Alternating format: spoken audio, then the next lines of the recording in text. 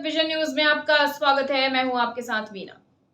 राजस्थान में बीजेपी की तिरंगा यात्रा के दौरान विधायक बाल मुकुंद आचार्य का एक वीडियो वायरल हो रहा है, जिसमें वो तिरंगे जैसे कपड़े से अपना मुंह पोंछते नजर आ रहे हैं। वीडियो वायरल होने के बाद अब बाल मुकुंद आचार्य विवादों में घिर गए हैं। राजस्थान की सियासत में एक बार फिर तिरंगे को लेकर घमासान मच गया है।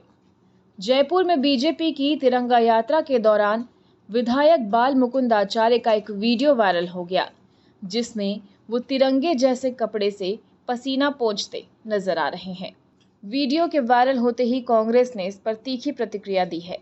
नेता प्रतिपक्ष टीकाराम जूली ने सोशल मीडिया पर हमला बोलते हुए कहा, तिरंगे का अपमान करने वालों को माफ नहीं किया जाएगा।